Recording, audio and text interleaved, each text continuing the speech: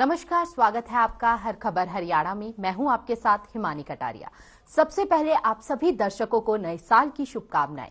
साल 2022 की शुरुआत हो गई है और हर व्यक्ति चाहता है कि उसके लिए नया साल शुभ साबित हो, उसे जीवन के हर क्षेत्र में सफलता मिले। नए साल में उसकी लव लाइफ, आर्थिक लाइफ, करियर लाइफ और स्वास्थ्य लाइफ सभी बढ़िया रहे। और साल 2022 कैसा रहेगा, इसको लेकर हम बात करेंगे अपने खास मेहमानों के साथ। हमारे साथ स्टूडियो में मौजूद है सुरेश शास्त्री, एस्ट्रोलॉजर। साथ ही हमारे साथ जुड़े हैं आचार्य पुष्पेंद्र शास्त्री। इसके साथ ही हमारे साथ जुड़े हैं सुरेश कुमार भोला, एस्ट्रोलॉजर। बहुत बहुत स्वागत है आप सभी मेहमानों का हमारे साथ जुड़ने के लिए। तो सभी मेहमानों से सबसे पहले जानना चाहेंगे, सबसे पहले सुरेश शास्त्री जी से जानना चाहेंगे कि आखिर कैसा रहेगा हम सब के लिए, हमारे देश के लिए 2022 आने वाला नववर्ष। जी हिमानी जी, सबसे पहले हर खबर हिंदी के दर्शकों को मेरे तरफ से नववर्ष का हार्दिक शुभकामनाएं। इसके बाद में हम बात करेंगे कि 2022 कैसा रहेगा। सबसे पहला नंबर अगर हम देखा जाए तो इसका जो संवत है ये आ जाएगा 2079 यानी 79 संवत आएगा। इस संवत के अंदर जो है शनि होगा राजा और बृहस्पति होगा मंत्री। इस साल जो सन 2022 है, 2022 के अंदर जैसे बहुत सारे लोगों से मैं सुन रहा हूं कि शायद कोरोना जैसी महामारी से कोई राहत मिलेगा, लेकिन ऐसा नहीं है। क्यों नहीं है? क्योंकि जब जब भी बृहस्पति और शनि एक साथ होते हैं तब तब यहां पर देखा जाए तो कोई ना कोई महामारी जन्म लेती ही लेती है जी। इसमें तो खास तौर पे महंगाई, डीजल पेट्रोल को लेकर के, इन सब और खाने पीने की वस्तुओं को लेकर के इनके सबके बहुत ज्यादा भाव बढ़ेंगे। उसके साथ साथ क्या होगा कि जो हमारे देश की राजनैतिक स्थितियां हैं इनमें बहुत उथल पुथल होगी। अभी आपने जैसा देखा कि बहुत सारे लोग आंदोलन करके जा चुके हैं, किसान आंदोलन चला, इसके पहले भी आंदोलन चला है, तो इसके बाद भी 2022 में भी आंदोलन होंगे। क्यों होंगे? क्योंकि लोगों को, जनता को ऐसा लगेगा कि हमसे सरकार जो वादे कर रही है वो निभा नहीं रही है। तो इन सब चीजों को लेकर के बहुत सारी दिक्कतों का सामना करना पड़ेगा। और इसके लिए ये नहीं है कि सिर्फ हमारा भारतवर्ष ही इन सब समस्याओं से जूझेगा, बल्कि अगर देखा जाए तो इन सब समस्याओं का जो सामना करना है वो और भी सारे पूरे वर्ल्ड में इसको दिखाई पड़ेगा। इसके साथ साथ में जो मुस्लिम कंट्री के लोग हैं या जो मतलब इनमें आपस में जो है एक द्वंद्व होगा, एक मतलब युद्ध जैसी स्थितियां बन जाएंगी जिसको कहते हैं ग्रह युद्ध। लेकिन वो ग्रह युद्ध जो है वो हमारे देश में भी हो सकता है। इसलिए हो सकता है क्योंकि लोग महंगाई से त्रस्त हो चुके हैं। इसके बाद जो ये बीमारी आएगी, जैसे कि अभी इसके पहले कोरोना आया था, कोरोना के बाद अभी एक दूसरी बीमारी आ गई, इसी तरीके से कई प्रकार की बीमारियां जो है जन्म लेती रहेंगी और इन सब चीजों को लेकर के लोग बहुत परेशान हो जाएंगे। तो इस कारण से बहुत सारे 2022 यानी जो हमारा संवत बदलेगा, ये बदलेगा अप्रैल 2015 से जो है हमारा ये अप्रैल में बदल जाएगा, संवत। तो उस समय पर जो है शनि राजा बन जाएगा और बृहस्पति जो है मंत्री बन जाएंगे। तो जब ये राजा और मंत्री बनेंगे तो ये आम जनता को इसका जो है भरपाई करना पड़ेगा और आम जनता को निम्न प्रकार के कष्टों को झेलना पड़ेगा। तो इस तरीके से जो पहले से ही पूर्वोक्त भविष्यवाणियां हैं, जो चीजें हैं, वो ये दर्शा रहा है कि हमारे देश के लिए अच्छा नहीं रहेगा। क्योंकि जब देश के अंदर बीमारी नहीं रहेगी, काम बढ़िया चलेगा, तभी हमारी आर्थिक स्थितियां बहुत बढ़िया हो सकती हैं। लेकिन अगर हम घर से बाहर निकल करके काम नहीं कर सकते हैं तो हमारी आर्थिक स्थिति उतनी अच्छी नहीं हो सकती जितनी अच्छी की लोग कह रहे हैं कि ऐसा हो सकता है। ऐसा कैसे हो सकता है? आप देखिए, कभी भी देखिए तो ज्योतिष एक अपने आप में विज्ञान है और विज्ञान ये कहता है कि अभी पीछे आपने देखा सन 2021 में शनि और बृहस्पति एक साथ रहे, तो कैसे कैसे प्रकार की दिक्कतें झेलना पड़ा। सुरेश जी, आपके अनुभव से यह साल बेहद ही दिक्कतों भरा रहने वाला है। तो आइए जानते हैं हमारे दूसरे मेहमान आचार्य पुष्पेंद्र शास्त्री जी से, कैसा रहने वाला है 2022, भविष्य क्या कुछ होना है, बताइए। जी राधे राधे जी। 2022 को लेकर के जो भी बातें की जाती है, ग्रहों को लेकर के जो बातें की जा रही हैं, और हमारा शनि और गुरु का स्वामित्व जैसे ही बनता है, राजा मंत्री के द्वारा बनता है, ये तो स्वाभाविक है कि महामारियों से ये हमारा 2022 भरा रहेगा और 2022 के अंत तक महामारी बनी रहेंगी। इसके साथ साथ महंगाई भी एक उच्च स्तर पर पहुंच जाएगी और इस महंगाई की मार को जिन लोगों ने सहन किया है और आगे उनको करने में कहते हैं ना कि कमर टूट जाएगी, तो इतनी महंगाई होने वाली है, गृह युद्ध बढ़ सकता है। देश के जो संबंध है दूसरे देशों के साथ, उसमें जैसे शनि हमारा और गुरु मंत्री और राजा बनकर के जैसे ही बैठेंगे, तो दूसरे जो बलशाली देश है उनके साथ तो हमारे संबंध अच्छे हो सकते हैं, लेकिन लघु देशों के साथ वो संबंध हमारे थोड़े कटु हो सकते हैं, क्योंकि 2022 में शनि शुक्र का मित्र है लेकिन मंगल का शत्रु है, और मंगल के शत्रु के कारण वो ग्रह एक साथ ऐसे विचलित हो जाते हैं जैसे सूर्य की दशा आएगी, अंतरदशा आएगी, महादशा आएगी, उस समय मंगल की अंतरदशा महादशा आएगी, उस समय तो महंगाई तो बढ़ेगी ही बढ़ेगी, लेकिन गृह युद्ध का जुड़ना, व्यापार नौकरी ये थोड़ी डाउन हो जाएंगी। जैसे रोजगार की हमारी के रोजगार मिल जाएगा या वो होगा तो उन रोजगारों पे असर पड़ेगा, और जो हमारे मीडियम व्यक्ति हैं उनके लिए जीवन जीना बहुत ही दुर्बल हो जाएगा। 2022 के अंदर एक विशेष शुभदायक फल आपको प्राप्त हो सकता है कि आप हमारे हिंदुस्तान का जो मान प्रतिष्ठा है वो ऊपर जा सकती है, लेकिन जो अंदर की समस्या है, अंदर गृह युद्ध बन सकता है 2022 के अंदर, महंगाई बढ़ेगी ही बढ़ेगी। लेकिन 2022 में सबसे विशेष चीज है कि महामारियों का संयोज जो हमारा बना हुआ है वो बना ही रहेगा, क्योंकि 2022 से 24 तक लगभग महामारियों का समागम चलता रहेगा। 2024 के बाद महामारियों से हमारे निजात मिलेगी, लेकिन 2022 में ये महामारी चरम सीमा पर पहुंच सकती है। बात करेंगे अगर महामारी के बीच में कि हमारी आत्मदाह अर्थात जो हमारे मरण की जो संख्या है वो कितनी होगी, तो मरण की संख्या को अगर हम बात करें तो वो लघु होगी, कम होगी। ऐसा नहीं है कि बहुत ज्यादा लोग खत्म होंगे, ऐसा कुछ नहीं है, लेकिन जो हमारी पिछली वर्ष ऐसा हुआ है ऐसा इसमें नहीं होगा। सम्मत बदलेगा, लेकिन मार्च और अप्रैल ये 2 महीने ग्रहों के द्वारा थोड़े कष्टकारी रहेंगे। अक्टूबर और नवंबर में भी थोड़ी परेशानी आ सकती है, बाकी का सबके लिए 2022 एक बिल्कुल बिल्कुल। पुष्पेंद्र जी, आपसे आगे इन सवालों के भी जवाब जानेंगे, लेकिन इस बीच सुरेश कुमार भोला एस्ट्रोलॉजर हमारे साथ जुड़े हुए हैं, उनसे भी जान लेते हैं। देखिए, अभी तक जो भी हमारे मेहमान हैं अपने अनुभव से कह रहे हैं कि महंगाई चरम पर रहने वाली है, आर्थिक स्थिति गंभीर होने वाली है। आपका क्या कुछ अनुभव कहता है, बताइए। नमस्कार जी। जैसा मेरे साथियों ने ये चीज बोली है कि शनि राजा होंगे और जो मंत्री हैं वो बृहस्पति होंगे, तो इसमें एक चीज जो बड़ी इंपॉर्टेंट है वो ये है कि जो विपक्षी दल है वो हावी होने की चेष्टा करेंगे प्रेजेंट गवर्नमेंट के ऊपर, और उसके लिए वो कई पॉलिसीज जो कि बड़ी खराब हो सकती है, गलत तरीके से वो लोग हावी होने की कोशिश करेंगे, जिससे तनाव की स्थिति जरूर बनेगी और अशांति भी हमारे देश में फैल सकती है। लेकिन मेरा ये मानना है कि जो हमारी प्रेजेंट गवर्नमेंट है वो इस चीज को टैकल करने के लिए सक्षम है और वो कर लेंगे। फिलहाल जो कोरोना की बात हम कर रहे हैं, महामारी की बात कर रहे हैं, जैसा मेरे साथियों ने कहा उन्होंने बिल्कुल ठीक बोला। कोरोना फिर दोबारा से परेशान करेगा, क्योंकि जब कोरोना आया था विश्व में तो उस वक्त शनि और गुरु की युति ही थी जिसने इस बीमारी को इतना फैला दिया। और क्योंकि जुपिटर हवा से संबंधित है, एयर जो हम सांस लेते हैं छोड़ते हैं वो दूषित हो रखा था, वो शनि से प्रभावित था, तो उसका इफेक्ट जरूर आएगा। और अब भी जो 2022 है इसमें मैंने कल भी आपके चैनल पर ही बताया था कोरोना के बारे में कि इसको बहुत संयम से हमारी जो जनता है उसको बहुत संयम और समझदारी से काम लेना पड़ेगा। हालांकि ये उस प्रकार की महामारी नहीं रहेगी जैसी हमने पिछले साल देखी है, वो तो बहुत ही बुरा हाल था, लेकिन फिर भी हमें जो गवर्नमेंट की प्रिकॉशंस है उनको जरूर फॉलो करना चाहिए और अपनी वैक्सीनेशन जरूर कराएं, ये मेरी एक राय रहेगी सबके लिए।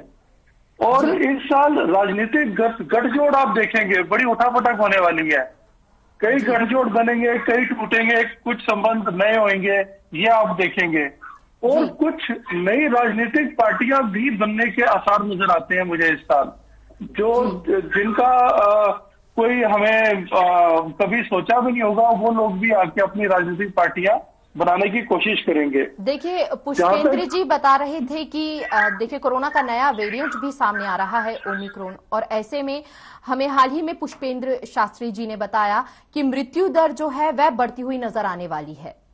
आपकी क्या राय है? आप क्या कहना चाहते हैं अपने अनुभव से?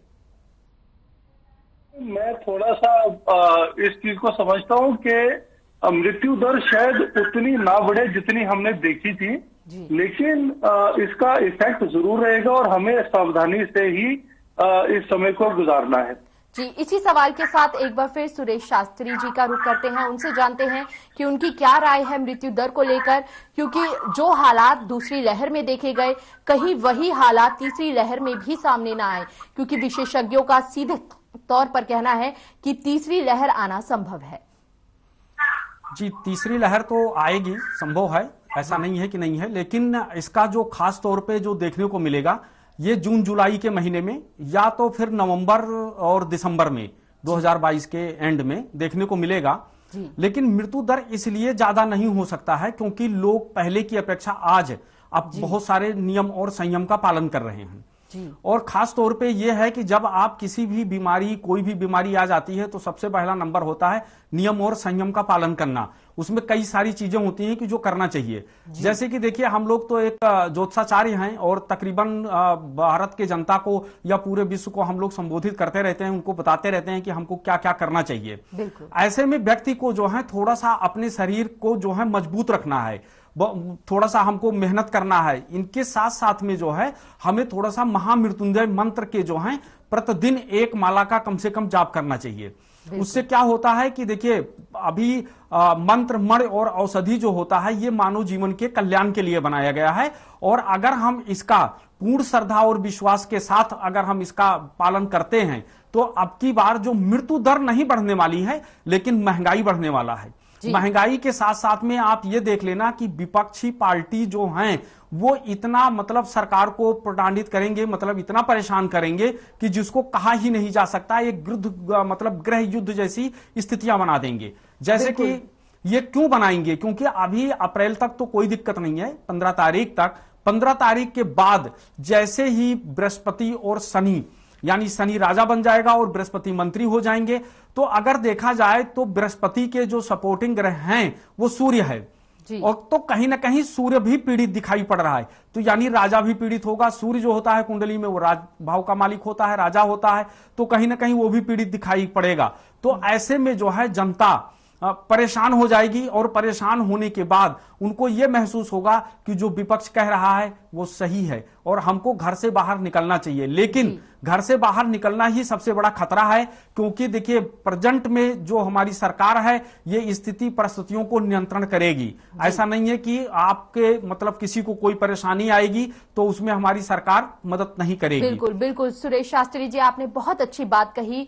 प्रशासन जो है हर स्तर पर कोशिश कर रहा है, लेकिन हर एक व्यक्ति को अपनी जिम्मेदारी समझनी है और सावधानी बरतनी है। इसी के साथ आचार्य पुष्पेंद्र शास्त्री जी का रुख करेंगे। देखिए आचार्य जी, आपसे जानेंगे कि नए साल को अच्छा बनाने के लिए हम क्या कुछ उपाय अपना सकते हैं।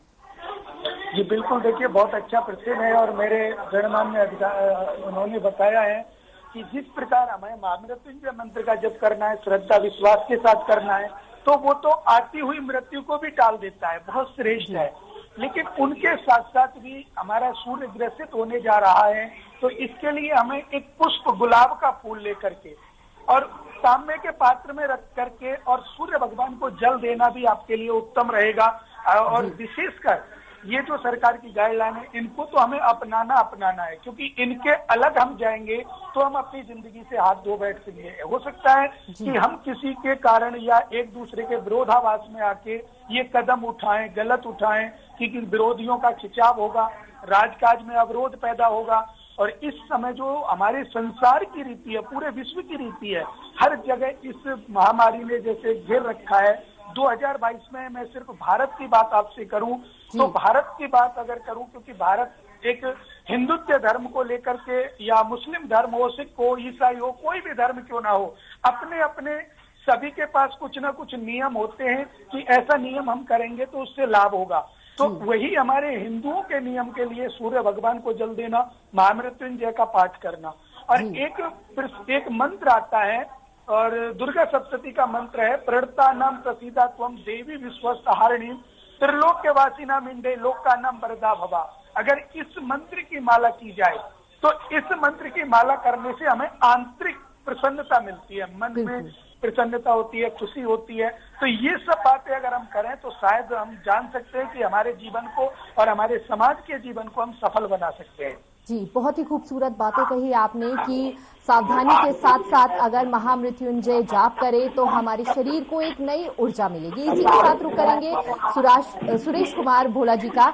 देखिए, हाल ही में हम जब चर्चा कर रहे थे तमाम विषयों पर, तो उसमें से एक बात निकलकर सामने आई थी कि भारत के अन्य देशों से संबंध जो हैं वह ज्यादा अच्छे नहीं रहने वाले हैं।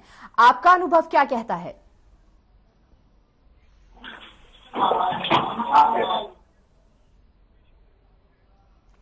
जी, सुरेश कुमार भोला जी।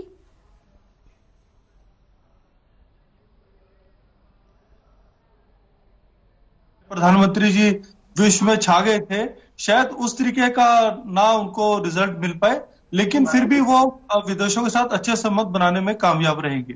जी।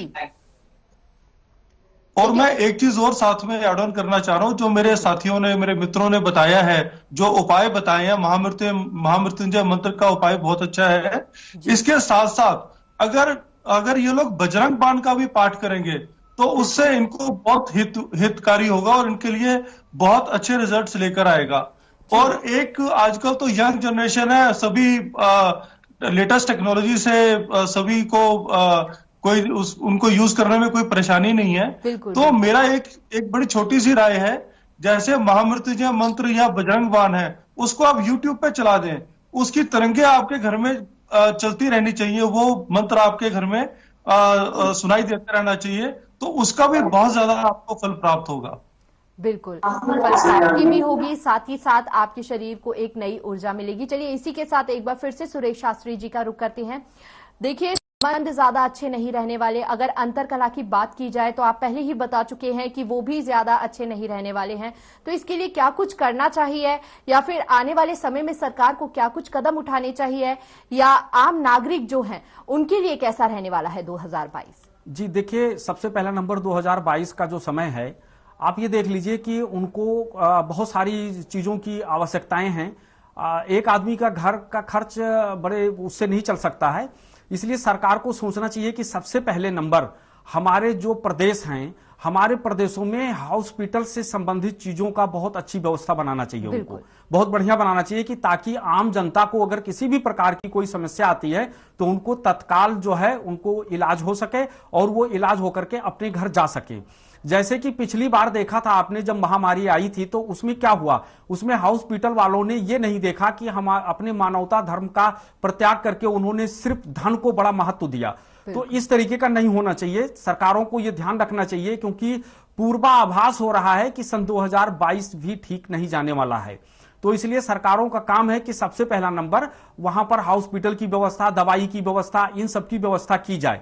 और दूसरा चीज, एक दूसरे के ऊपर जो है रोपण प्रत्यारोपण ना किया जाए कि उन्होंने क्या किया, उन्होंने क्या किया, इससे कोई मतलब नहीं है। ये देखिए, प्रेजेंट स्थिति का जो हमारा राजा है, राजा को सोचने का काम है कि वो हमारे लिए क्या कर रहे हैं। बिल्कुल तो, सुरेश जी, आपने बहुत खूबसूरत बात कही। आरोप प्रत्यारोप को पीछे छोड़ते हुए आगे क्या करना है, क्या कदम होने चाहिए सरकार के, इस पर विचार करना बेहद जरूरी होगा। इसी के साथ आचार्य पुष्पेंद्र शास्त्री जी का रुख करेंगे। देखिए आचार्य जी, बताइए स्वभाव स्वास्थ्य के लिए क्या रहेंगी आने वाले समय में चुनौतियां? उसको लेकर अगर हम बात करें या हम हमारी आर्थिक स्थिति को लेकर के बात करें तो महंगाई तो बढ़ने वाली है ही, क्योंकि महंगाई का इतना असर जो हम पर पड़ेगा, मीडियम क्लास पे बहुत ज्यादा असर पड़ने वाला है। और स्वास्थ्य को अगर हम स्वास्थ्य की बात करें तो हमारे स्वास्थ्य कर्मी जो भी हमारे डॉक्टर्स हैं या हमारे जो कोरोना में हमारा सहयोग करते हैं, पुलिस वाले हैं, सब लोग अपनी ड्यूटी निभाते हैं। उन ड्यूटी को निभाने के साथ हमें भी उनके साथ एकदम मिल करके रहना चाहिए, उनकी गाइडलाइन का हमें भी पालन करना चाहिए। ऐसा नहीं कि वो ही गलत है या हम गलत हैं।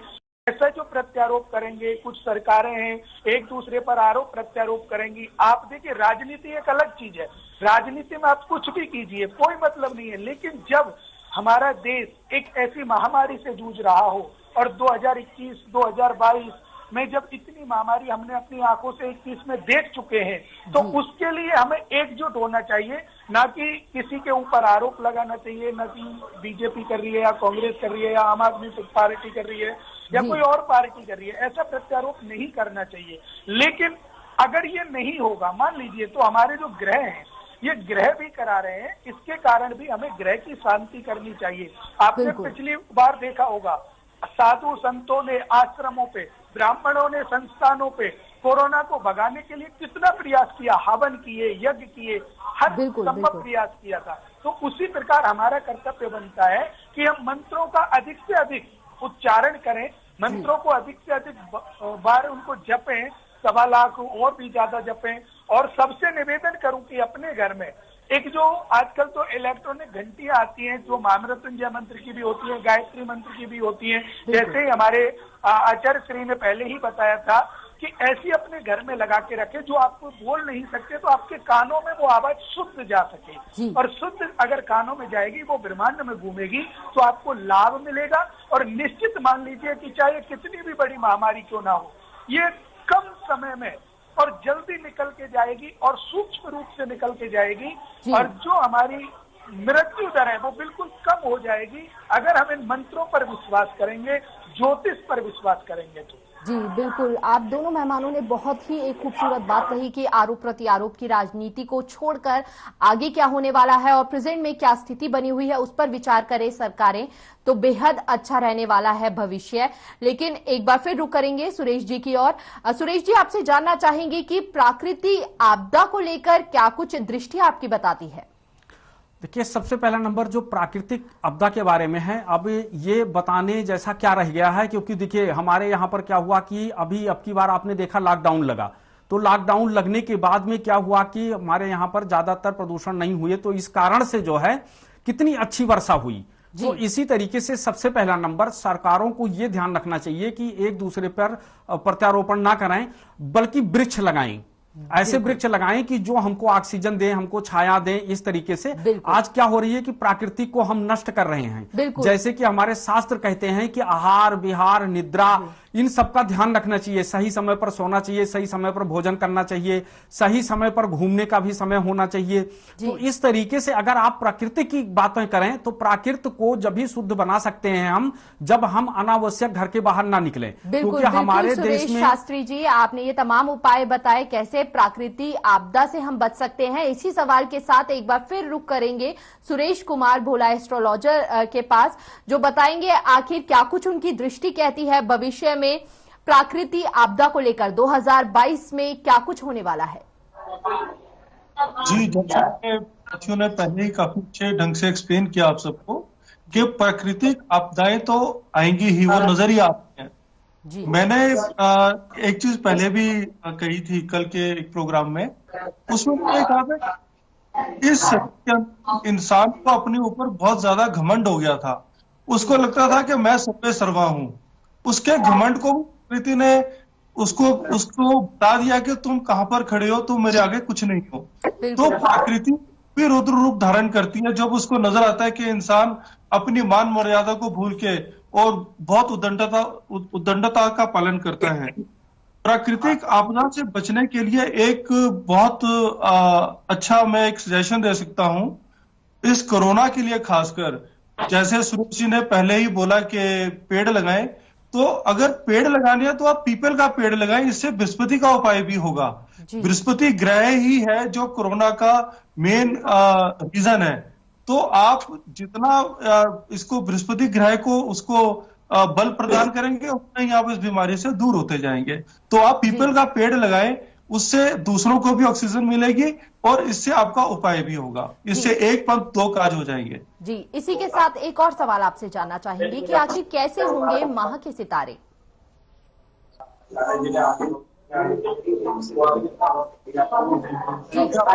सुरेश कुमार भोला जी, आपसे एक और प्रश्न, कैसे होंगे माह के सितारे?